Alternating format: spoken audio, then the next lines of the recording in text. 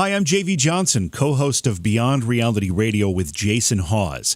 Presented here for your enjoyment is an interview with Josh Gates. You know him from TV shows like Destination Truth or Expedition Unknown. Josh has seen some amazing things and had some very amazing experiences, and we discuss them all here. The interview will be broken into segments for easier viewing. Please watch for all of the segments as they're posted. If you like the interview, please take a moment and visit my social media sites. You can find me on Facebook at JVJ Paranormal. Also, subscribe to my YouTube channel for additional videos. It's youtube.com/C/JV Johnson. Thank you so much, and please enjoy Beyond Reality Radio's discussion with Josh Gates. And we've got a great guest on tonight, Josh Gates. We've been trying to get Josh on for a while. He's been busy, been doing a lot of things at home and professionally, and we're really excited to have him here. We're going to be opening up the phone lines, too, at 844-687-7669 and take questions for Josh a little bit later. But, Josh, again, thanks for being here. And I want to talk about the Destination Truth Days, because you had a great run with that show. You did a lot of really cool things, but what stands out in your mind is some of the most either fun or exciting or amazing things that you encountered during the years you were with that program? Well, for me, it's kind of a twofold answer, right? Part of it is the incredible locations that we went to and some of the experiences that we had, which were just absolutely incredible, and the other part of it is some of the amazing encounters and pieces of evidence we were able to collect. I think, look, we went to Antarctica. We did one of the world's most remote, maybe the most remote ghost hunt ever down in Antarctica.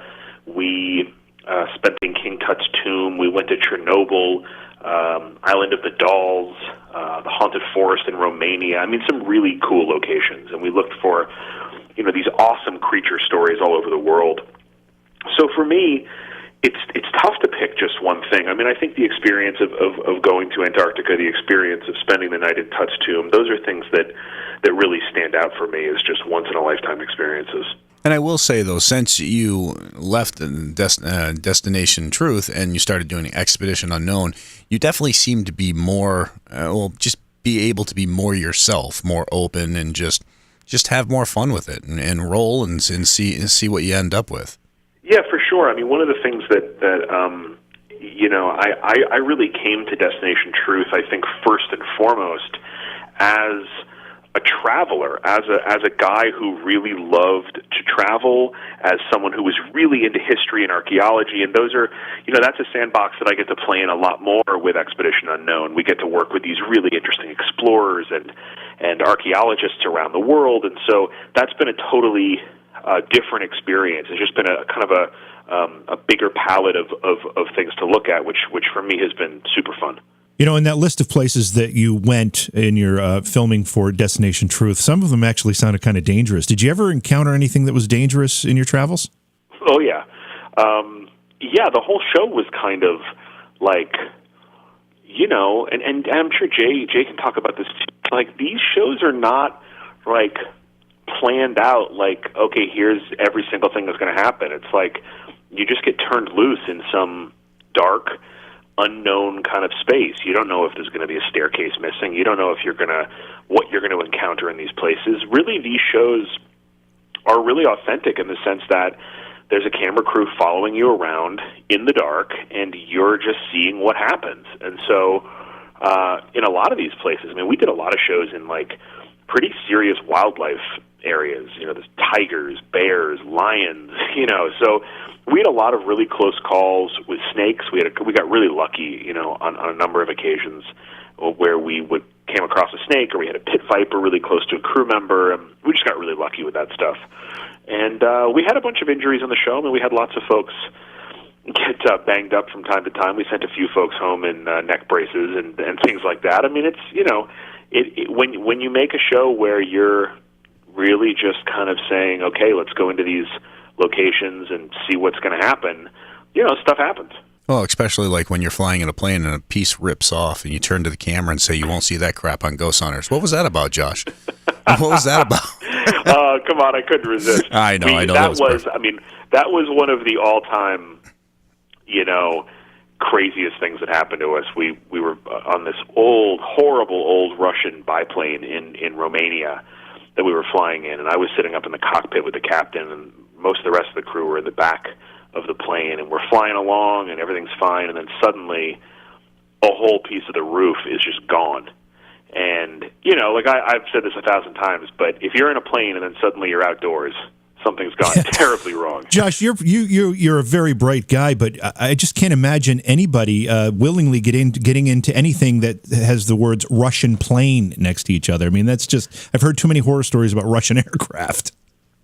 No, I know, it's true. It's like I shudder every, it's like I fly so much for my job that I always feel like I know every plane that's out there. And when I'm walking down the tarmac and I look at some plane and I go, I have never seen that before. I know it's Russian. I know it's some old Russian jet or some old beater, prop plane or something. Yeah, they're not my favorite things to ride around in. Well, some would say built to last. Yeah. Well, and you said it well just a few minutes ago when you were saying that in these situations you never truly know what you're walking into, and because to be honest with you, doing Ghost Hunters, you doing Destination Truth, especially doing Expedition Unknown, there's a lot of reality shows out there these days, and I think you'd agree that are very casted, and you've got somebody setting things up, and it drives you crazy on that, but. With us, I mean, that's how it was. We never knew what was going to be on the other side of that door when we walked in to investigate. You never knew what you were heading out or getting ready to get involved in.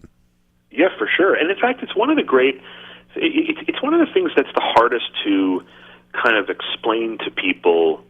You used the term dream job a minute ago, and I wouldn't disagree with that. I mean, I have a really unique job that lets me see the world, and I get to have these really special experiences doing stuff that, I have no right to be doing. But every job's a job, right? And one of the things that's kind of hard to translate sometimes in making EXU, or it was true making Destination Truth, I know it's true with Ghost Hunters, is that there is this kind of pressure that comes with the unknownness of it all, that really it's not like on a scripted show or a reality show that's really planned. You sort of go, okay, here's the rundown, guys. We're going to do this, this, and this. Then we're going to have dinner.